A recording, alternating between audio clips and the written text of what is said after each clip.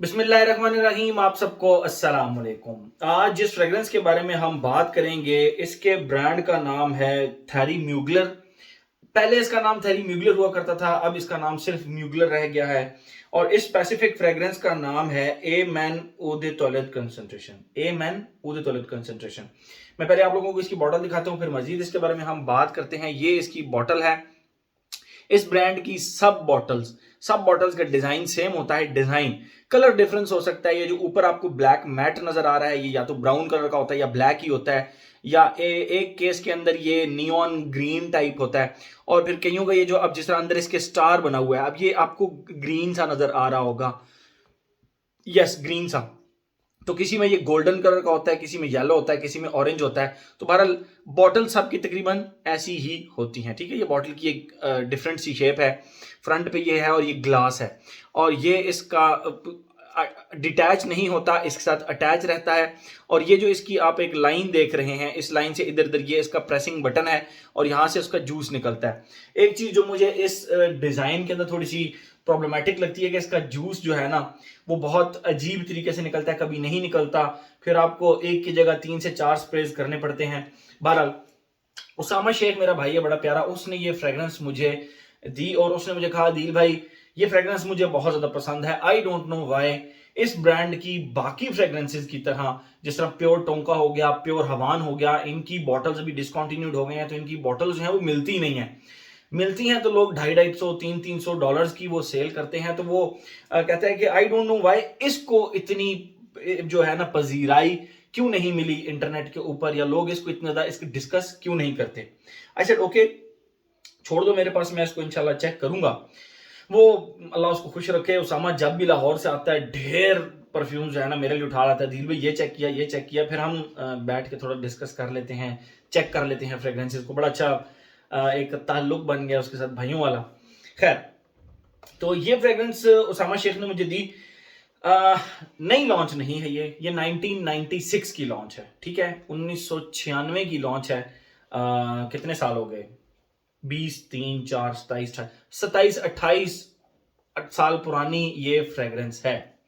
29 साल, 28-29 साल पुरानी ये फ्रेग्रेंस है।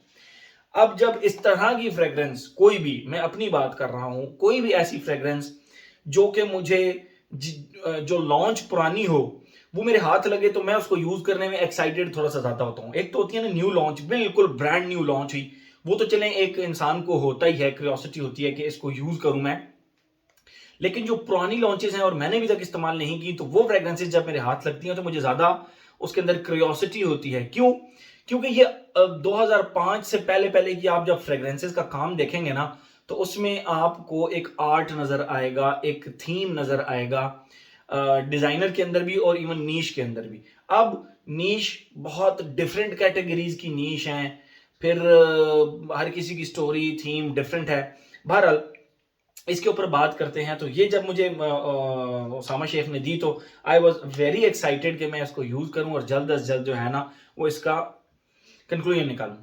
जैसे ही मैंने इसको स्प्रे किया ना, तो इसके अंदर एक नोट आता है, और वो नोट इस तरह का है कि वो मुझे हमेशा सर दर्द करता है।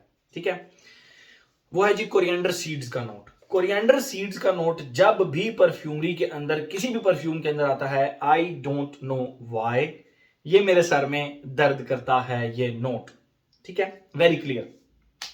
और मजे की बात, इस ब्रांड की जो खासियत है, इसके हर परफ्यूम में ये नोट आपको स्पेसिफिकली जरूर मिलेगा। तकरीबन समहाउ किसी में बहुत ज्यादा स्ट्रॉन्ग है, किसी में कम है, तो एक ये नोट आपको हर सूरत मिलेगा। बहुत सारे लोगों को ये नोट बहुत ही ज्यादा पसंद है। मुझे पसंद है या नहीं है वो एक अलग चीज है, मुझे ये सरदर्द कर देता है। ठीक है, तो इसीलिए मैं बहुत ज्यादा अवॉइड करता हूं कोरिएंडर सीड्स के नोट को परफ्यूमरी के अंदर। तो बहरहाल मैंने इसके ऊपर बड़ा दिल पे पत्थर रख के ना इस परफ्यूम को स्टडी किया, और इसके जो है ना नोट्स, मतलब जिस जो एक फील होती है वो आप लोगों के साथ बताता हूं। जैसे ही आप इसको लगाते हैं ना, इसके स्टार्ट में आपको और कुछ नहीं, सिर्फ कोरिएंडर, यार फिर मैंने खुशबू कर लिया इसको। इसके स्टार्ट में और कुछ नहीं, सिर्फ आपको कोरिएंडर सीड्स और कॉफी की खुशबू आती है। और जो कॉफी है ना, वो निहायत डार्क और डेंस किस्म की कॉफी है, जिस तरह फ्रेश कॉफी सीड्स होते हैं, जिस तरह फ्रेश कॉफी बीन्स होते हैं ना, उस तरह की इसकी खुशबू है, coriander seeds and coffee. Second phase के अंदर जो कॉफी है ना, वो प्रोमिनेंट होना शुरू हो जाती है, कोरिएंडर सीड्स का नोट थोड़ा सा आप कह लें कि कम होना शुरू हो जाता है। और थर्ड फेज के अंदर इसकी जो खुशबू है वो आप ऐसे कंसिडर करें, आप एक कॉफी का कप बनाएं, क्या कहते हैं, स्मूथ क्रीमी कॉफी, और स्वीट क्रीमी एंड फोम वाली कॉफी, और उसके अंदर आप थोड़ा सा आप क्या लें कि कैरमल की खुशबू साथ अटैच कर लें, या बटर स्कॉच एक टॉफी आती थी हमारे टाइम पे, उसकी खुशबू उस कॉफी के साथ अटैच कर लें, तो वो कॉफी जो कि फोमी सी है, क्रीमी सी है, और उससे स्वीट कॉफी है, उस कॉफी के साथ आप खुशबू अटैच कर लें बटर स्कॉच टॉफी की या कैरेमल की खुशबू अटैच कर लें, तो वो इसका थर्ड फेज बनता है। यहां पर जब ये फ्रेग्रेंस पहुंची, मैं आप लोगों को बताता चलूं, आप लोगों को, बहुत सारे लोगों को ये फ्रेग्रेंस हद से ज्यादा पसंद होगी। आप लोगों ने बहुत सारे लोगों ने इसकी बैकअप बॉटल्स भी रखी हुई होंगी, लेकिन मुझे बहुत सारे लोग कहते हैं, अदील भाई ऐसी फ्रेग्रेंसेस के रिव्यू बनाएं जो कि आपको बाइंड करके रिग्रेट हुआ। मैं नहीं कर सकता ये काम, मुझे पता है मैं जिस चीज को डिसलाइक कर रहा हूं वो बहुत सारे लोगों को हद से ज्यादा पसंद होगी, और उस वजह से अगर मैं इस तरह की कोई बात करूंगा तो उनकी दिल आजारी होगी, या उनका दिल टूटेगा, या उनकी राय से इख्तलाफ होगा। तो एक नेचुरल सी बात है, जब आप किसी बंदे की राय से इख्तलाफ करेंगे तो समहाउ कहीं ना कहीं उसके दिल में बात आ जाती है, इसने तो मेरे बंदे ने बात से एग्री नहीं किया था, तो कहीं ना कहीं वो एक दिल में बात आ जाती है। तो उस वजह से मैंने, अगर कभी कोई परफ्यूम, बहरहाल ऐसे कभी हुआ नहीं, अगर कभी कोई रिग्रेट हुआ भी है कोई बाइंग करके, तो वो कुछ अरसे बाद वो रिग्रेट जो है ना, वो थैंक्स गॉड में मतलब शिफ्ट हो जाता है, थैंक यू यार कि मतलब ये फ्रेग्रेंस मैंने ले ली थी, ठीक है बेचा नहीं, इसको रखी। तो कुछ अरसे के बाद ये पॉइंट ऑफ व्यू भी इंसान का बन जाता है।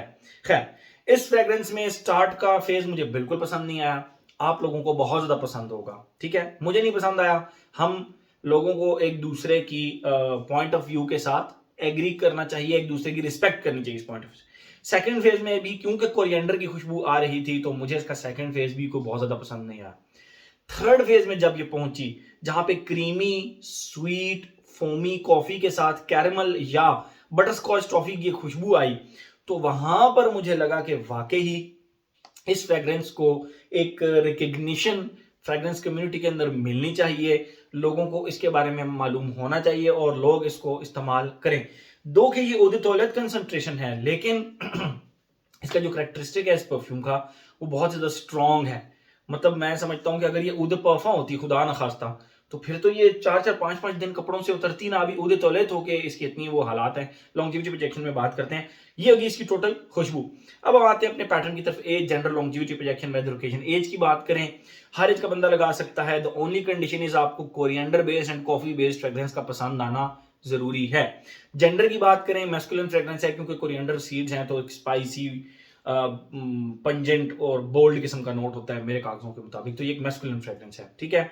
एज हो गया, जेंडर हो गया, लॉन्जिविटी प्रोजेक्शन, ये उदित तौलत कंसंट्रेशन है। मैंने इसको कई दफा पढ़ा और तसल्ली के साथ पढ़ा कि यार वाकई उदित तौलत है, वाकई उदित तौलत है। तो यस, ये ईडीटी कंसंट्रेशन है, बट इसकी लास्टिंग मुझे हर दफा 12 घंटे तक मिली, हर दफा 12 घंटे तक मिली। और इसकी जो प्रोजेक्शन है 3.5-4 घंटे सॉलिड प्रोजेक्शन है, and I was amazed, I was surprised. मैं आप लोगों को इसका बैच कोड अगर बता सकूं, यहाँ पे कहीं पे लिखा हुआ शिखा हुआ कोई नहीं है या मुझे मिल नहीं रहा, मैं अभी उस पर टाइम जाया नहीं करूंगा तो इसकी लॉन्जिविटी भी बहुत बेस्ट मिली और प्रोजेक्शन भी बहुत बेस्ट मिली, ठीक है। वेदर और ओकेजन की बात करें, मुझे ये प्योरली फॉल एंड विंटर की फ्रेग्रेंस लगी। गर्मियों में कॉफी बेस्ड फ्रेग्रेंस आप नहीं लगा सकते। मेरे ऑफिस में एक कुलीग है हमारे, वो कॉफी बेस्ड फ्रेग्रेंस है, कोई निहायत डार्क कॉफी बेस्ड फ्रेग्रेंस, और वो गर्मियों में लगाते हैं। और मैं इनको कहता हूं भाई ये गर्मियों की फ्रेग्रेंस नहीं है, आप खुद भी इससे तंग होते होंगे और लोगों को भी तंग करते होंगे। बहरहाल ही सेड के नहीं, मेरी फेवरेट है, तो जाहिर बात है जब किसी की फेवरेट हो वो कभी भी किसी भी वक्त कहीं भी लगा सकता है। लेकिन from my side coffee based fragrances या कोरिएंडर सीड बेस्ड फ्रेग्रेंसेस आप गर्मियों में नहीं लगा सकते। तो from my side it's fall and winter fragrance.